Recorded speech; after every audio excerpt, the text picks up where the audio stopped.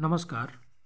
मैं विजय प्रताप राव अपने YouTube channel free education centre में आपका स्वागत करता हूं।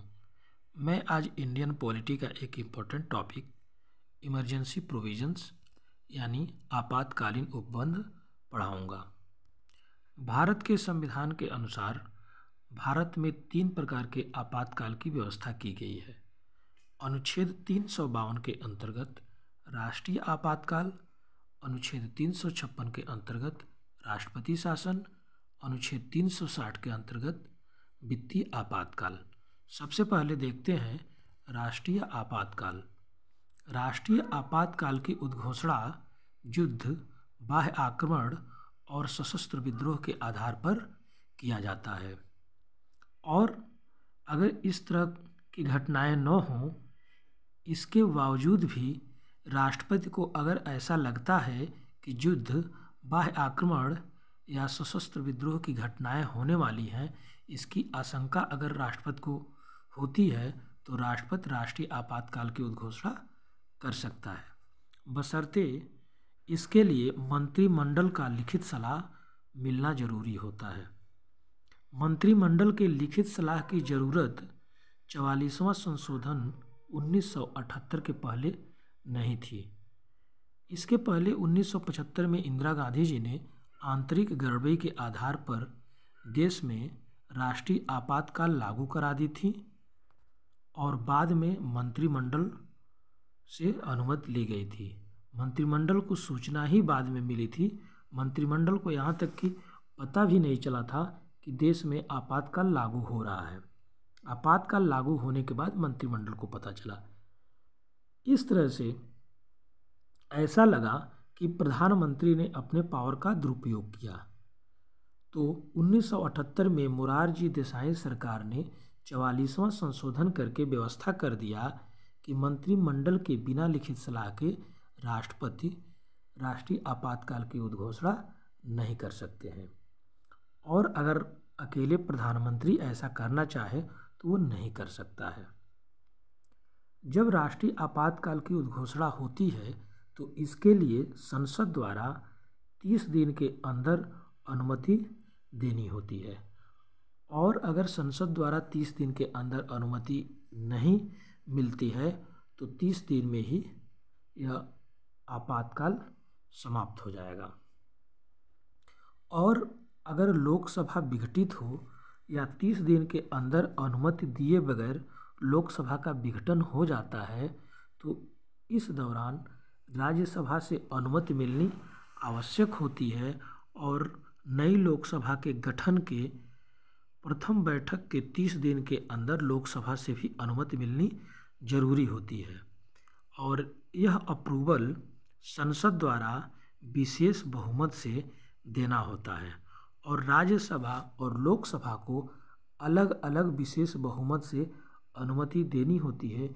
इसके लिए संयुक्त बैठक की व्यवस्था नहीं है, और एक बार संसद से अनुमति मिल जाती है तो 6 महीने तक राष्ट्रीय आपातकाल लागू रह सकता है, और प्रत्येक 6 महीने पर संसद द्वारा अनुमति लेकर के राष्ट्रीय आपातकाल अनिश्चित काल तक लागू रह सकता है। इसके लिए कोई टाइम पीरियड नहीं है। राष्ट्रीय आपातकाल लागू होने से मूल अधिकार पर प्रभाव पड़ता है। अनुच्छेद 20 और 21 को छोड़ करके सारे मूल अधिकार निलंबित किए जा सकते हैं। अनुच्छेद 358 के तहत अनुच्छेद 19 स्वतः निलंबित हो जाता है, और बाकी अनुच्छेद को निलंबित करने के लिए राष्ट्रपति को अनुच्छेद 359 का सहारा लेना होता है। इस तरह से हम देखते हैं कि जो अनुच्छेद 352 है राष्ट्रीय आपातकाल की उद्घोषणा करता है, इसमें युद्ध, बाह्य आक्रमण और इसके अलावा तीसरा शब्द जो सशस्त्र विद्रोह प्रयोग में लाया गया है, यह सशस्त्र विद्रोह शब्द 44वें संशोधन 1978 के पहले नहीं था। इसके जगह पर आंतरिक गड़बड़ी शब्द का प्रयोग किया गया था।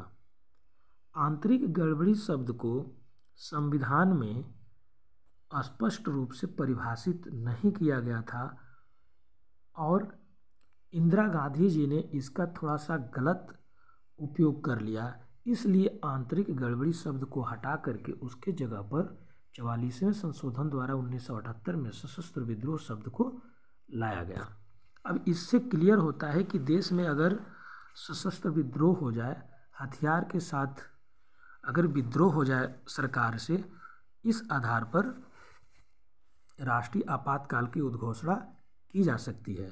और सशस्त्र विद्रोह के आधार पर अगर राष्ट्रीय आपातकाल लागू होता है, इसके दौरान मूल अधिकार पर कोई फर्क नहीं पड़ेगा, केवल युद्ध और बाह्य आक्रमण के आधार पर ही मूल अधिकार पर असर पड़ सकता है। अब तक देश में 3 बार राष्ट्रीय आपातकाल लागू हुआ है, 2 बार युद्ध के मामले में और 1 बार आंतरिक गड़बड़ी के मामले में। अगला हम देखते हैं अनुच्छेद 356 जो राष्ट्रपति शासन से संबंधित है। राष्ट्रपति शासन लागू होने के 60 दिन के अंदर संसद द्वारा अनुमति मिलनी जरूरी होती है और लोकसभा इस दौरान अगर निलंबित हो, विघटित हो या 60 दिन के अंदर अनुमति देने से पहले अगर विघटित हो जाता है तो इसके नया गठन से 30 दिन के अंदर, यानी प्रथम जो बैठक होगी उसके 30 दिन के अंदर लोकसभा से अनुमति मिल जाती है तो राष्ट्रपति शासन लागू रह सकता है, अन्यथा नहीं। शर्त यह है 30 दिन के अंदर अनुमति मिलने से पहले राज्यसभा से अनुमति मिलनी जरूरी होती है। इस तरह से एक बार संसद द्वारा अगर अनुमति मिल जाती है तो राष्ट्रपति शासन 6 महीने तक लागू रह सकता है। इसके लिए संसद द्वारा सिंपल मेजॉरिटी से अनुमति देनी होती है।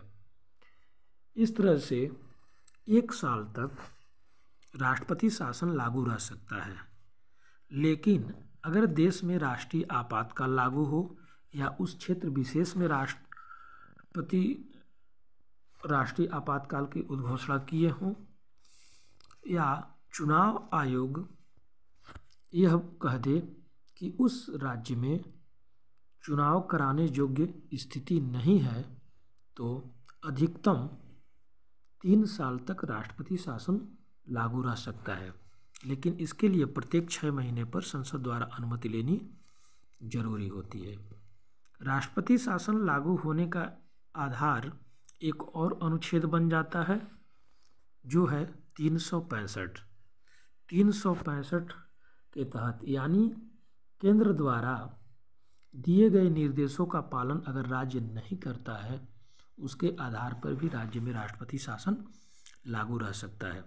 राष्ट्रपति शासन लागू करने के लिए उस राज्य के राज्यपाल द्वारा अगर राष्ट्रपति को यह बताया जाए कि इस राज्य का संवैधानिक तंत्र फेल है, संवैधानिक तंत्र फेल होने का मतलब संविधान के अंतर्गत इस राज्य की शासन व्यवस्था नहीं चलाई जा रही हो, तो राष्ट्रपति शासन लागू कर सकते हैं। या अगर राज्यपाल का कोई इन्फॉर्मेशन न मिल रहा हो और राष्ट्रपति को ऐसा लग रहा है कि उस राज्य की शासन व्यवस्था संविधान के तौर तरीके द्वारा नहीं चलाई जा रही है, तो भी राष्ट्रपति शासन लागू कर सकते हैं। राष्ट्रपति शासन लागू करने से मूल अधिकार पर कोई अंतर नहीं आता है, लेकिन राष्ट्रपति शासन लागू हो जाने से उस राज्य की सारी व्यवस्था केंद्र के हाथों में आ जाती है। अगला है अनुच्छेद 360 जो वित्तीय आपातकाल से संबंधित है। राष्ट्रपति अनुच्छेद 360 के अंतर्गत वित्तीय आपातकाल की घोषणा कर सकते हैं जब राष्ट्रपति को ऐसा लगे कि देश की वित्तीय साख खतरे में है या उस क्षेत्र विशेष का वित्तीय साख या प्रत्यय खतरे में है, तो राष्ट्रपति फाइनेंशियल इमरजेंसी की घोषणा कर सकता है। इसके लिए भी संसद द्वारा 60 दिन के अंतर्गत अनुमति देनी होती है। अगर संसद 60 दिन के अंदर अनुमति नहीं देता है तो वित्तीय आपातकाल 60 दिन से ज़्यादा नहीं चल सकता। अगर लोकसभा विघटित हो चुका हो या 60 दिन के अंदर अनुमति दिए बगैर विघटित हो जाता है तो नई लोकसभा के गठन के प्रथम बैठक से 30 दिन के अंदर अनुमति मिलनी जरूरी होती है, बशर्ते इसके दौरान राज्यसभा से वित्तीय आपात के लिए अनुमति मिलनी जरूरी होती है। वित्तीय आपात के लिए साधारण बहुमत से संसद द्वारा अनुमति देनी होती है और एक बार जब संसद द्वारा अनुमति मिल जाती है तो कोई टाइम पीरियड नहीं है कि कब तक वित्तीय आपातकाल चलेगा, यानी वित्तीय आपातकाल अनिश्चित काल तक चलता रहेगा और इसके लिए पुनः संसद द्वारा अनुमति लेने की कोई ज़रूरत नहीं है।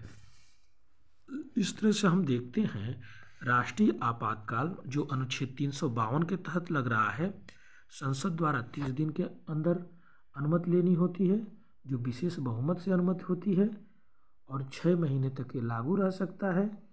अधिकतम कितने दिन तक चलेगा कोई लिमिट नहीं। अनुच्छेद 356 60 दिन के अंदर संसद द्वारा अनुमति मिलनी होती है जो सिंपल मेजोरिटी से होता है और 6 महीने तक चल सकता है, मैक्सिमम 3 साल तक चल सकता है। वित्तीय आपातकाल अनुच्छेद 360 के अंतर्गत लागू होगा। संसद द्वारा 60 दिन के अंतर्गत अनुमति लेनी होती है जो सिंपल मेजोरिटी से होता है और एक बार अनुमति मिल गया तो फिर अनुमति लेने की कोई ज़रूरत नहीं होती है और अनिश्चित काल तक ये चल सकता है। इस तरह से हम देखेंगे वित्तीय आपातकाल अब तक एक बार भी देश में नहीं लगा है। राष्ट्रपति शासन 120 बार से ज़्यादा ही लग चुका है और राष्ट्रीय आपातकाल अब तक मात्र 3 बार लगा है, 2 बार युद्ध के आधार पर, 1 बार आंतरिक गड़बड़ी के आधार पर। मुझे उम्मीद है आप लोगों को आपातकालीन उपबंध अच्छे से समझ में आ गया होगा और अगर कहीं कन्फ्यूजन हो तो कमेंट्स करके मेरे से पूछ सकते हैं, मैं आपका कन्फ्यूजन दूर करूंगा। धन्यवाद।